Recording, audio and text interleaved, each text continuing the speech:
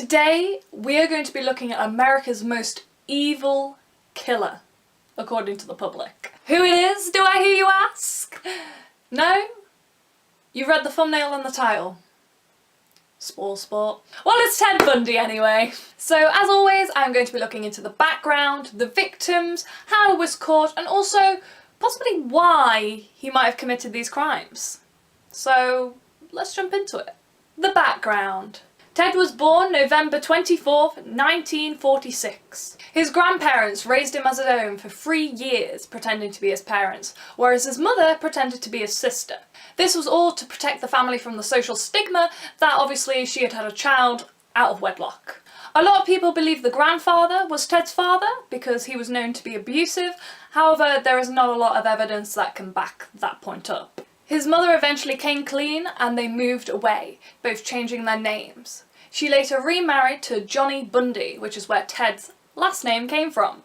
She ended up having 4 more children as well as Johnny adopting Ted. During this time, Bundy became withdrawn and started doing things like shoplifting and small sort of crimes. Later on, Bundy went to university where he studied law. Bundy became more confident and better at socialising. He completely turned himself around from this introvert child that he was. He even had a college girlfriend, however they would later break up. It is believed that a lot of Ted's victims looked like his college girlfriend, so she really did a number on him. So let's take a look at Ted's victims. Ted confessed to 30 murders from several different states. However, it is believed that this figure is much higher. It is thought that his murders started in 1974. He would lure victims into his car by either pretending to be injured or asking them for help. One of his victims was Lynda Ann Healy. She was believed to be the first victim. Then part of me believes that Bundy started to get a bit reckless or cocky almost in his killing. He ended up going to Lake Samarish Park. This is where he abducted 2 girls, Denise Naslund and Janice Ott. He lured the girls to his car, claiming he had a boat. He also had a cast on saying that he couldn't get the boat in the water and he needed some help. Unfortunately, both of them were murdered. Police managed to get a description of Ted. They ended up creating a facial sketch of him, and they also knew he drove a Volkswagen Beetle. Bundy's own girlfriend saw the sketch and reported him to the police. However, because Bundy had no previous records, they just didn't think it was him. Top quality police work, if I do say so myself. Ted then knew he had to leave the Seattle area and kill elsewhere. He ended up going on road trips to Ohio, Utah, multiple different states. One of these girls he tried to abduct and murder was Carol DeRoche, however she ended up getting away.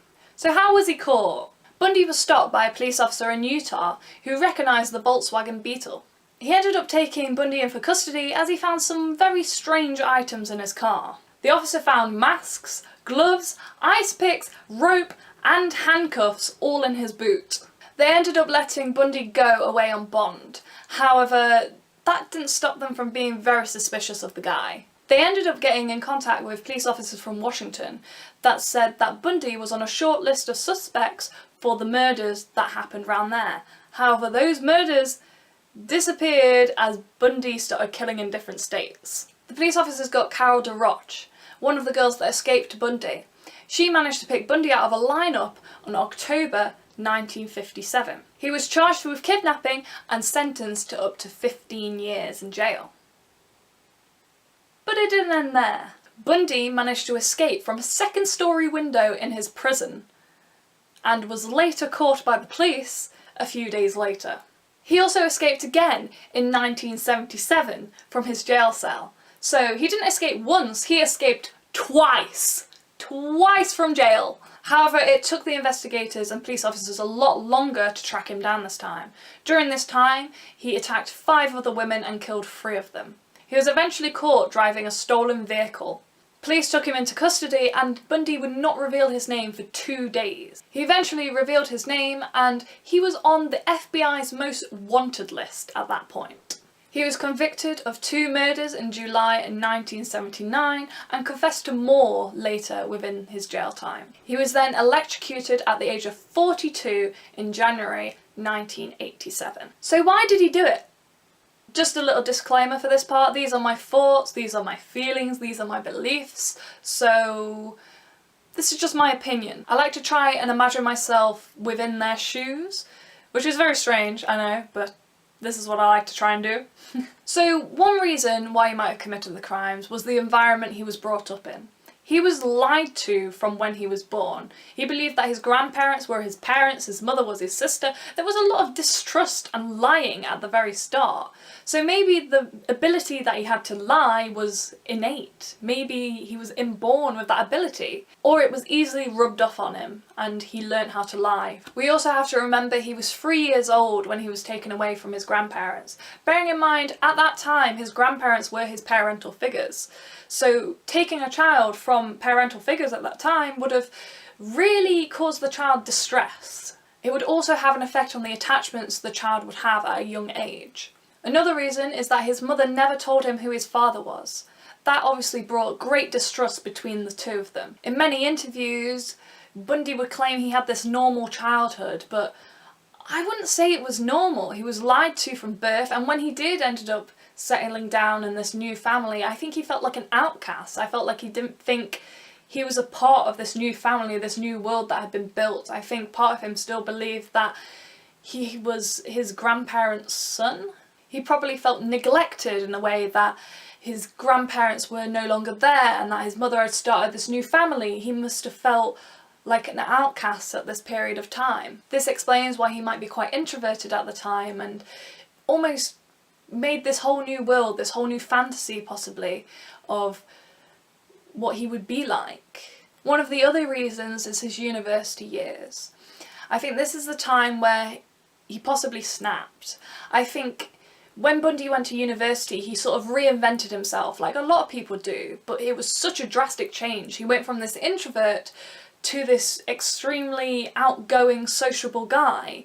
He ended up getting a girlfriend, making new friends. He just became a completely different person, and maybe this was part of him fulfilling his own fantasy of what he wanted to be like. I think the fact his girlfriend broke up with him kind of ruined that fantasy that he had, and maybe he had so much hatred towards her. Maybe she was the first person he opened up to, the first person he possibly trusted, because why would he trust his family? They've just lied to him his entire life. Maybe he finally opened up to this girl for her to just reject him. And I feel like he couldn't cope with that reject. The fact a lot of the victims looked like his ex-girlfriend kind of says a lot. I feel like from university he learned he was good looking, he learned he could be charming, and he learned how to influence people. And from his background he had built up anger, built up rage, distrust, and that all mixed together became Bundy. Maybe that's what made him, but we can only speculate. It's very hard to say how someone becomes a serial killer. My belief is that killers are made, they are not born. And I think that's pretty obvious by my opinions at the end of the video. The truth is we'll never know why Bundy committed these murders, because we cannot trust a word he says. If you enjoyed this video, please subscribe, give me a like. I make true crime videos on this channel once a month, so stay tuned for those. And I will hopefully see you all in the next one. Bye!